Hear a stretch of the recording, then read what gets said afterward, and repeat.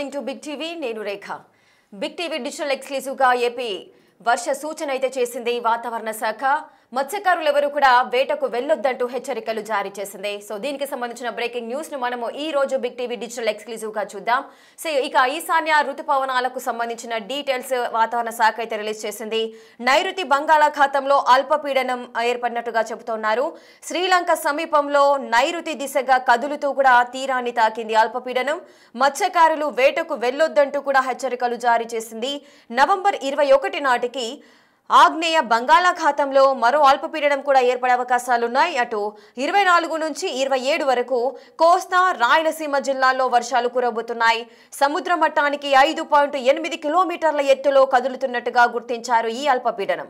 రాగల 24 గంటల్లో వాయువ్య దిశగా కదిలే అవకాశం కూడా ఉంది. బంగాళాఖాతంలోని నైరుతి పశ్చిమ దిశగా ఈ అల్పపీడనం కొనసాగే అవకాశాలు కనిపిస్తున్నాయి. అండమాన్ సముద్రంలో ఆవర్తనం కూడా ఏర్పడనున్నట్లుగా సమాచారం అందుతోంది.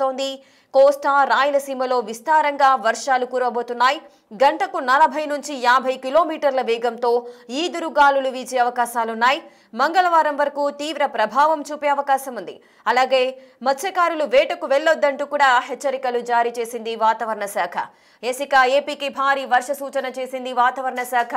మత్స్యకారులు ఎవరు కూడా వేటకు వెళ్లొద్దంటూ కూడా హెచ్చరికలు జారీ చేసింది. 24 నుంచి 27 వరకు కోస్తా రాయలసీమ జిల్లాలో వర్షాలు కురవబోతున్నాయి. ప్రజలంతా కూడా అప్రమత్తంగా ఉండాలంటూ కూడా హెచ్చరికలు జారీ చేసింది. రానున్న రోజుల్లో భారీ వర్షాలు కురిసే అవకాశం ఉన్నందున మత్స్యకారులు కూడా వేటకు వెళ్లొద్దంటూ కూడా హెచ్చరికలు జారీ చేసిన సందర్భాలున్నాయి. అటు నైరుతి బంగాళాఖాతంలో అల్పపీడనం ఏర్పడింది. ఈ అల్పపీడనం కూడా తీవ్ర అల్పపీడనంగా మారే అవకాశం బలపడి విస్తారంగా వర్షాలు కురబోతున్నాయి. అటు శ్రీలంక సమీపంలో కూడా నైరుతి దిశగా ఏర్పడింది ఈ అల్పపీడనం. 24 నుంచి 27 వరకు కోస్తా రాయలసీమ జిల్లాలో వర్షాలు కురబోతున్నాయి. సముద్ర మట్టానికి 5.8 కిలోమీటర్ల ఎత్తులో ఈ అల్పపీడనం కదులుతున్నట్లుగా గుర్తించారు. ఇక రాగల 24 గంటల్లో వాయువ్య దిశగా ఈ అల్పపీడనం కదిలే అవకాశాలున్నాయి. బంగాళాఖాతంలోని నైరుతి పశ్చిమ దిశగా కదులుతోంది. అండమాన్ సముద్రంలో ఆవర్తనం కూడా ఏర్పడబోతోంది. కోస్తా రాయలసీమలో విస్తారంగా వర్షాలు కురిసే అవకాశాలున్నాయి. ఇక ఈ భారీ వర్షాల నేపథ్యంలో గంటకు 40 నుంచి 50 కిలోమీటర్ల వేగంతో ఈదురుగాలులు వీచే అవకాశాలున్నాయి. ప్రజలంతా కూడా అప్రమత్తంగా ఉండాలంటూ కూడా వాతావరణ శాఖ హెచ్చరికలు జారీ చేస్తోంది. మంగళవారం వరకు తీవ్ర ప్రభావం చూపే అవకాశం ఉంది అంటున్నారు. మత్స్యకారులు వేటకు వెళ్లొద్దంటూ కూడా హెచ్చరికలు జారీ చేస్తున్నారు. మరి ఏపీలో ప్రజలంతా కూడా అప్రమత్తంగా ఉండాలి. ఈ భారీ వర్షాల నేపథ్యంలో మత్స్యకారులు ఎవరు కూడా చేపల వేటకు వెళ్లొద్దంటూ కూడా హెచ్చరికలు జారీ చేసింది వాతావరణ శాఖ. అటు నైరుతి బంగాళాఖాతంలో అల్పపీడనం ప్రభావంతో రాగల 24 గంటల్లో 30 నుంచి 40 నుంచి 50 కిలోమీటర్ల వేగంతో ఈదురుగాలులు వీచే అవకాశాలున్నాయి. ప్రజలంతా కూడా అప్రమత్తంగా ఉండాలి. అత్యవసరమైతే తప్పించి బయటకు రావద్దు అంటూ కూడా హెచ్చరికలు జారీ చేస్తున్నారు. ఏపీకి సంబంధించిన వెదర్ రిపోర్ట్ మా ప్రతినిధి గౌతమి అందిస్తారు. ఆ రిపోర్ట్ను ఒకసారి చూద్దాం.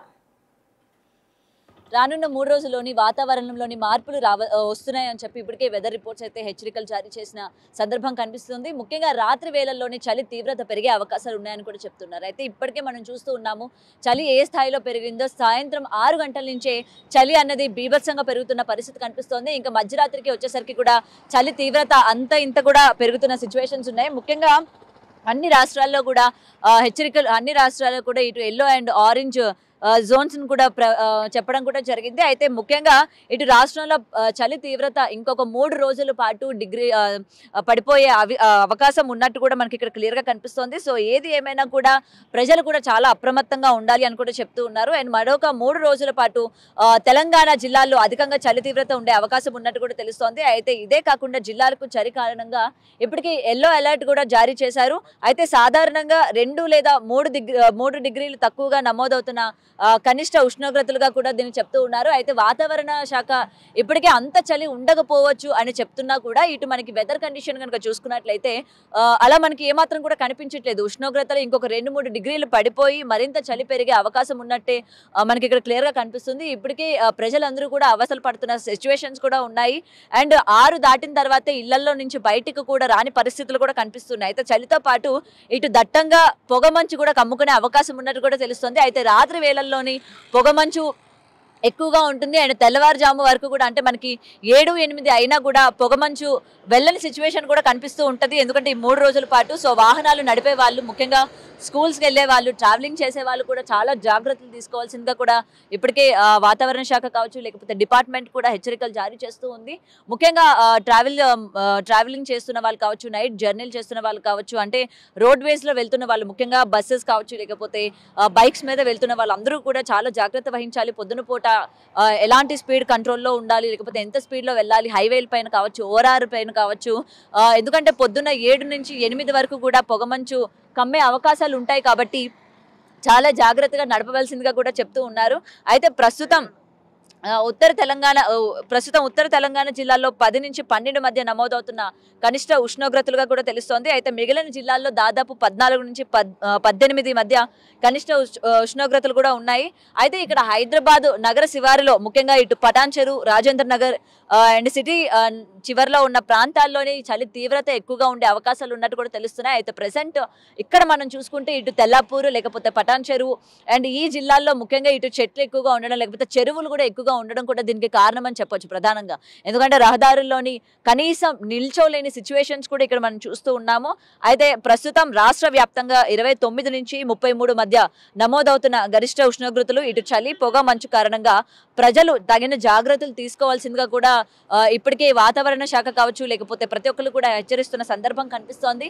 ముఖ్యంగా ఈ వాతావరణంలో మార్పులు రావడం వల్ల ఇటు చిన్న పిల్లలకి కావచ్చు, నెలల పిల్లలు, సంవత్సరం పిల్లలు, అలాగే స్కూల్కి వెళ్ళే పిల్లలు, పెద్దవాళ్ళకి కూడా ఆరోగ్య సమస్యలు కూడా వస్తున్న పరిస్థితి కనిపిస్తుంది. అంటే చలి జ్వరం, లేకపోతే జలుబు, ఇలాంటి కారణాల వల్ల హాస్పిటల్స్లో కూడా క్యూలు కడుతున్న సిచ్యువేషన్స్ మనం చూస్తున్నాం. ముఖ్యంగా చిన్నపిల్లలు ఎక్కువ శాతం ఈ చలికి, ఈ పొగ మంచుకి అంటే రొంప, లేకపోతే తుమ్ములు, లేకపోతే జలుబు ఇలాంటి దానికి గురవుతున్న పరిస్థితులు కనిపిస్తున్నాయి. కాబట్టి చిన్నపిల్లలకి సంబంధించి కూడా ఇటు పేరెంట్స్ కావచ్చు, అందరూ కూడా తగిన జాగ్రత్తలు తీసుకోవాలి. ఇంట్లోని హోమ్ రెమెడీస్ ఏవైతే ఉంటాయో అవి ఖచ్చితంగా పాటించాల్సి వస్తుంది. అండ్ 6 తర్వాత పిల్లల్ని బయటికి తిప్పడం కానీ, లేకపోతే పెద్దలు కూడా బయటికి రావడం కూడా తగ్గించాల్సిందిగా కూడా చెప్తూ ఉన్నారు. ఎందుకంటే క్లైమేట్లోని వస్తున్న మార్పులు కావచ్చు, ఇటు మొత్తం ప్రజలందరూ కూడా ఒక్కసారిగా ఈ క్లైమేట్ని తట్టుకోలేకపోవడం కూడా దీనికి ఒక ప్రధానమైన కారణం అని కూడా చెప్పొచ్చు. సో ఏది ఏమైనా కూడా ఈ 3 రోజులు చిన్న పెద్ద తేడా లేకుండా అందరూ కూడా తగిన జాగ్రత్తలు తీసుకోవాలి.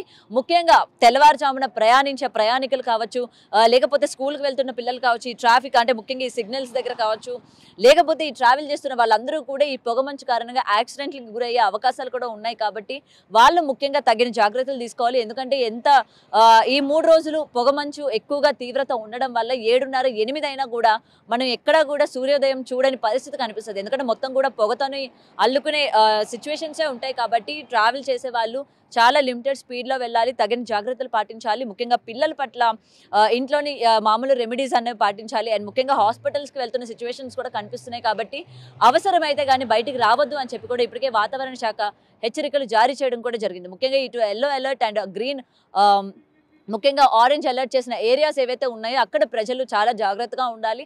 అండ్ హాస్పిటల్స్ కూడా వెళ్తూ ఉండాలి. ఎందుకంటే ఒక్కసారిగా వాతావరణంలో వచ్చిన మార్పుల వల్ల మనకి రకరకాల వ్యాధులు కూడా వచ్చే అవకాశాలు ఉన్నాయి. అంటే జ్వరం, జలుబు, లేకపోతే రొంప ఇలాంటివన్నీ కూడా వచ్చే అవకాశాలు ఉన్నాయి. కాబట్టి ముందుగానే తగిన జాగ్రత్తలు తీసుకోవాల్సిందిగా కూడా హెచ్చరికలు జారీ చేసినట్టు కూడా తెలుస్తోంది.